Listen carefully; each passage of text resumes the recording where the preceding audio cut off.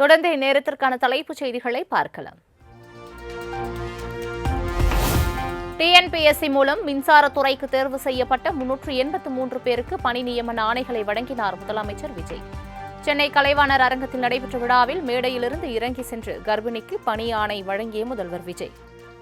அக்ஷயலட்சுமி அவர்கள் இவர் நிறைமாத கர்ப்பிணியாக இருக்கிறார். மாண்புமிகு தமிழ்நாடு முதலமைச்சர் அவர்கள் மேடையிலிருந்து கீழே இறங்கி சென்று அக்ஷயலட்சுமி அவர்கள் இருக்கக்கூடிய இடத்திற்கே பணி நியமன ஆணையை வழங்கி சிறப்பிக்க இருக்கின்றார்கள். இவருக்கு இன்னும் 3 நாட்களில் பிரசவ தேதி அறிவிக்கப்பட்டிருக்கிறது. இவருக்கு 28ஆம் தேதி பிரசவ தேதி அறிவிக்கப்பட்டிருக்கிறது. இன்றைக்கு நம்முடைய மாண்புமிகு தமிழ்நாடு முதலமைச்சர் அவர்களின் திருக்கரங்களால் பணி நியமன ஆணையை பெற வருகை தந்திருக்கிறார். நாளை இந்த உலகிற்கு வருகை தரும் புத்தம் புது உயிரின் பாதுகாப்பிற்கும் நம் தமிழ்நாடு அரசு துணை நிற்கும் என்பதற்கு எடுத்துக்காட்டாக நம் மாண்புமிகு தமிழ்நாடு முதலமைச்சர் அவர்கள் அக்ஷயலட்சுமி அவர்களின் கனவுகளை நனவாக்கும் விதமாக பணி நியமன ஆணையை வழங்கி சிறப்பிக்கிறார்கள்.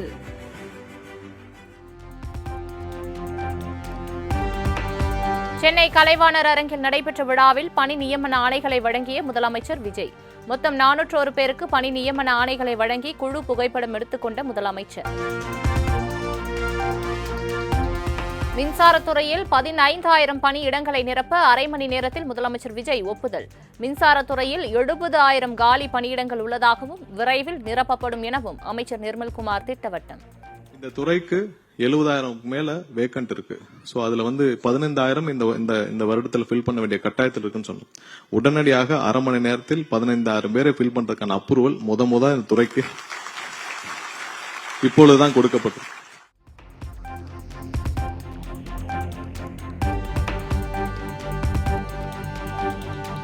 மின்சாரத்துறை கடந்த 25 ஆண்டுகளில் எந்த அளவுக்கு சீரழிக்க முடியுமோ அந்த அளவுக்கு சீரழிந்து கிடப்பதாக அமைச்சர் நிர்மல்குமார் குற்றச்சாட்டு. இப்ப தூக்கி நிறுத்துவதற்கான நேரம் வந்துவிட்டது. இப்ப விட்டா இனிமே முடியாது எனவும் பேச்சு. இப்பொழுதுதான் கொடுக்கப்பட்டது.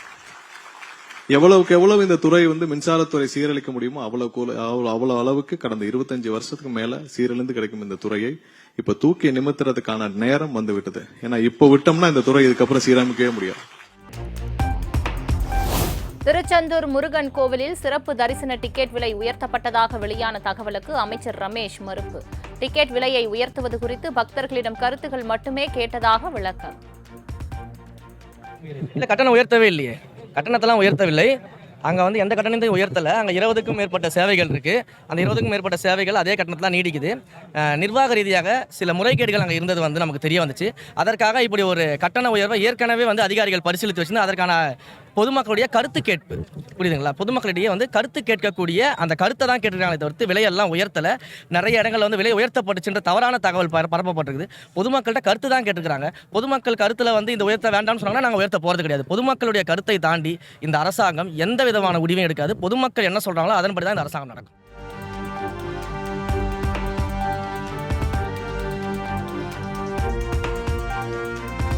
தெருவோர உணவு கடைகளை சுத்தமாகவும் சுகாதாரமாகவும் மாற்றும் பொருட்டு தமிழக அரசின் சார்பில் கடன் உதவி திட்டம் அறிமுகம். சென்னை, திருச்சி, மதுரை, கோவை, சேலம், திருப்பூர் ஆகிய மாவட்டங்களில் முதற்கட்டமாக கொண்டு வரப்படும் என அமைச்சர் அருண்ராஜ் தகவல். உணவு விற்பனையாளர்கள், ஸ்ட்ரீட் ஃபுட் வெண்டர்ஸ்ன்னு சொல்கிற healthy and hygienic food street அப்படிங்கிற ஒரு கான்செப்டில் ஒரு பைலட் பேசிஸில் அவங்களுக்கு பார்த்திங்கன்னா ஒரு சுகாதாரமான ஒரு சூழலை உருவாக்கி அங்கே இருக்கிற உணவு விற்பனை செய்கிற அந்த ஸ்டாலும் ஒரு ஸ்டாண்டர்டைஸ்டாக பண்ணி அவங்களுக்கு அந்த இனிஷியல் இன்வெஸ்ட்மெண்ட்டுக்கு தேவைப்படுற அந்த முதலீடு பணத்துக்கும் ஒரு கடன் உதவி வழங்கி இது பண்ணலாம் அப்படிங்கிற ஒரு முடிவு எடுத்திருக்கோம்.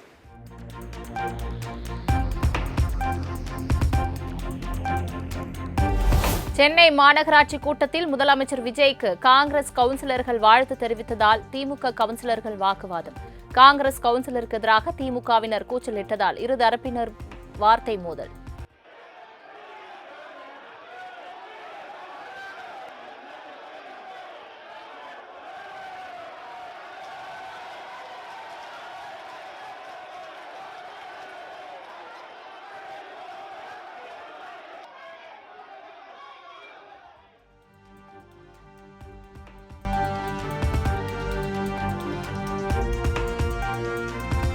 சென்னை மாமன்ற கூட்டத்தில் திமுக அதிமுக கவுன்சிலர்களுக்கு இடையே மோதல். மற்ற தலைவர்களை புகழ்ந்து பேசுவதற்காக இங்கு வரவில்லை என அதிமுக கவுன்சிலர் பேசியதற்கு திமுக கவுன்சிலர்கள் பேப்பரை கிழித்து போட்டு வாக்குவாதத்தில் ஈடுபட்டதால் பரபரப்பு.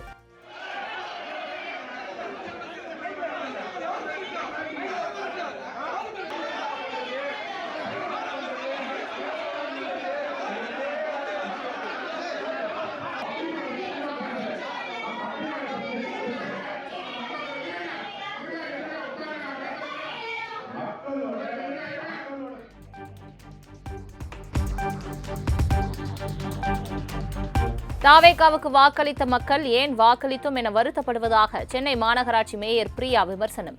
சென்னையில் மின்வெட்டால் மக்கள் அவதிப்பட்டு வருவதாகவும் மாமன்ற கூட்டத்தில் மேயர் பிரியா குற்றச்சாட்டு.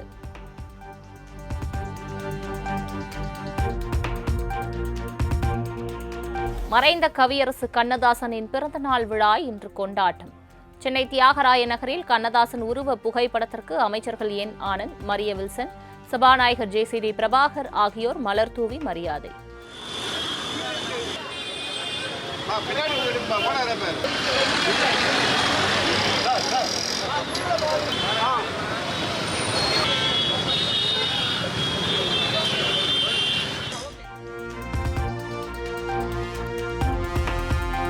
கடந்த 2 ஆண்டுகளாக பாமகவில் உட்கட்சி பூசல் நிலவி வந்த நிலையில் பாமக நிறுவனர் டாக்டர் ராமதாசுடன் அன்புமணி சந்திப்பு.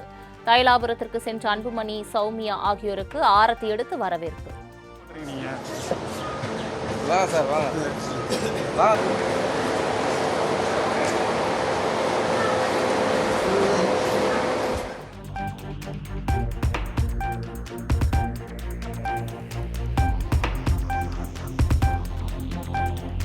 பாஜக, திமுக, அதிமுக எனும் கொள்கை புடலங்காய் சிபிஎம்முக்கு எப்போதும் இல்லை. திமுக உள்ளே வேறு, வெளியே வேறு. திமுகவின் நாளேடான முரசொலி சிபிஎம்மின் சண்முகத்தை விமர்சித்து வரும் நிலையில் சமூக வலைதளத்தில் பதிவு.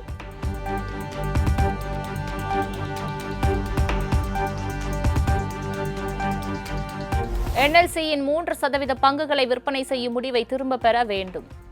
மத்திய அமைச்சர் கிஷன் ரெட்டிக்கு திமுக நாடாளுமன்ற குழு தலைவர் கனிமொழி கடிதம்.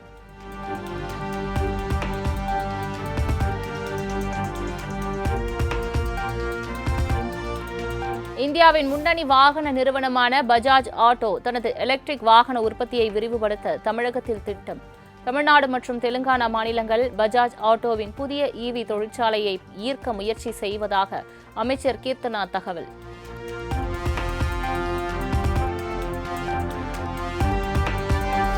திமுக ஆட்சியில் 500 மின்சார பஸ் கொள்முதல் செய்வதற்காக வெளியிடப்பட்ட டெண்டரை தாவேக அரசு ரத்து செய்தது. நிதி இழப்பை ஏற்படுத்தக்கூடிய வகையில் டெண்டர் இருப்பதால் ரத்து செய்யப்பட்டிருப்பதாக தகவல்.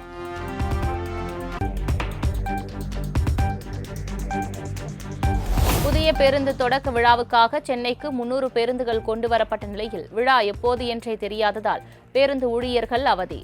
சென்னை கோயம்பேடு, கிளாம்பாக்கம் பேருந்து நிலையங்களில் பேருந்துகள் அனைத்தும் நிறுத்தப்பட்ட நிலையில் படுத்துறங்கி பொழுதை கழிக்கும் ஊழியர்கள்.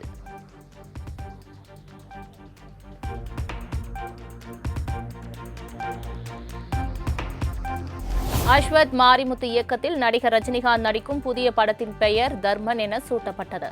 மருத்துவர் உடையில் ரஜினிகாந்த் இருக்கும் படத்தின் முதல் தோற்றத்தை வெளியிட்டது படக்குழு.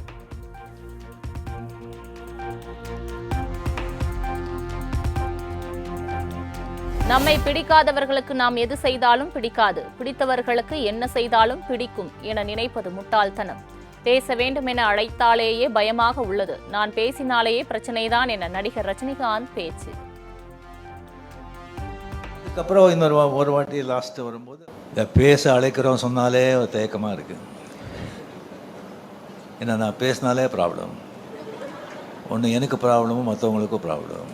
நம்மளை பிடிக்காதவங்களுக்கு நம்ம என்ன செஞ்சாலும் எது பண்ணாலும் பிடிக்காது. நம்ம பிடிச்சவங்களுக்கு நம்ம என்ன செஞ்சாலும் எது பண்ணாலும் பிடிக்கும்னு நினைக்கிறது முட்டாள்தனம். ஜாக்கிரதையாக இருக்கணும்.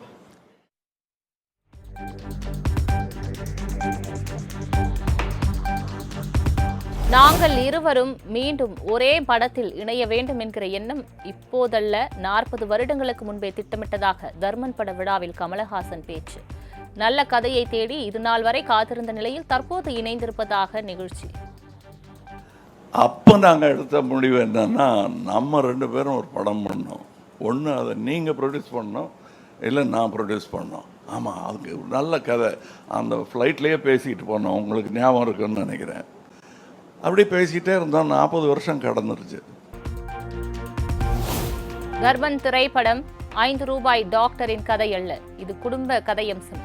த்ரில்லர் கதைகளத்துடன் உருவாக்கி வருகிறது. படையப்பா, வேட்டையாடு விளையாடு ஆகிய படங்களின் கலவையாக தர்மன் படம் இருக்கும் என நிகழ்ச்சியில் பேச்சு. ஒரு சின்ன இது மட்டும் கிளியர் பண்ணிக்கணும். இது அந்த டாக்டர் 5 ரூபாய் டாக்டர் அப்படின்ற அந்த சின்ன இது போயிட்டு இருக்கு, அவரோட லைஃப் ஸ்டோரி அதெல்லாம் இல்லைங்க. இது வந்துட்டு டாக்டர் ஸ்வாகோடைய ஒரு தர்மன்ற டெட்லி டாக்டருடைய ஸ்வாகான ரொம்ப என்டர்டெய்னிங்கான ஒரு ஃபேமிலி வாங்கான ஒரு த்ரில்லர் இது இருக்கிற கதை. அண்ட் நமக்கு பிடிச்ச படம் படையப்பா. நமக்கு கமல் சார் படத்தில் ரொம்ப பிடிச்ச படம் வேட்டையாடு விளையாடு. ஸோ புரிஞ்சிருக்கும்னு நினைக்கிறேன். இந்த மிக்ஸ் மாதிரி தான் இருக்கும்.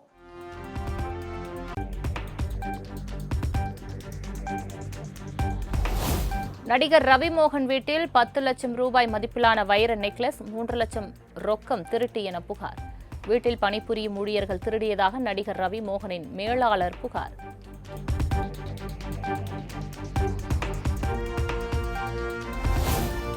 அமோனியா வாயு கசிவு ஏற்பட்டு 10 பேர் பலியான நிலையில் காப்பாற்றப்பட்ட 60க்கும் மேற்பட்டோர் முகாமில் தங்க வைக்கப்பட்டுள்ளதாக திருவள்ளூர் ஆட்சியர் கவிதா தகவல். விருப்பமுள்ள தொழிலாளர்களை அவர்களது சொந்த மாநிலத்திற்கு அனுப்புவதற்கான நடவடிக்கை எடுக்கப்படும் என்றும் விளக்கம். இன்னைக்கு காலையில் ஒரு டெத்து, அதோட 10 பேர் இறந்துருக்குறாங்க. இது வரைக்கும் ஒரு 60 பேர்கிட்ட மானிட்டரிங்கில் இருக்காங்க. அவங்கள மொபிலைஸ் பண்ண அவங்கவுங்க ஸ்டேட்டில் பேசியிருக்கோம். அவங்க சைட்லேருந்து இப்போ கோஆர்டினேட் பண்ணிகிட்ருக்காங்க. அவங்க சொந்த ஊருக்கு போகிறேன்னு வில்லிங் இருக்கவங்கள பஸ் வச்சு அனுப்பிடுவோம், பஸ்ஸோ ட்ரெயினோ.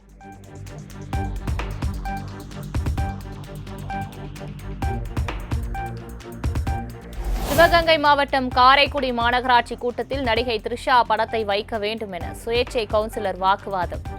கருணாநிதி, மு.க. ஸ்டாலின் படத்தை வைக்க வேண்டும் என திமுகவினரும், இபிஎஸ் படத்தை வைக்க வேண்டும் என அதிமுகவினரும் போர்க்கொடி உயர்த்திய நிலையில் த்ரிஷா போட்டோவை ஏன் மாற்றக்கூடாது என வாக்குவாதம்.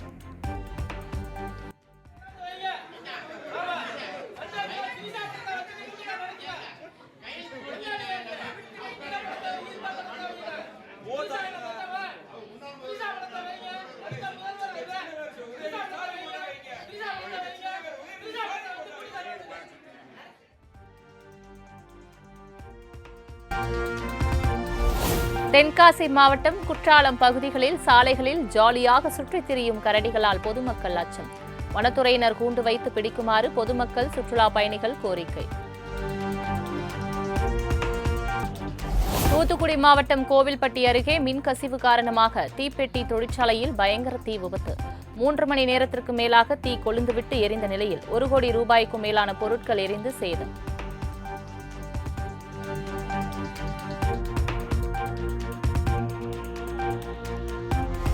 செங்கல்பட்டு மாவட்டம் மதுராந்தகம் அருகே காலி ட்ரம்களை ஏற்றி சென்ற சரக்கு லாரி மரத்தில் மோதி விபத்து.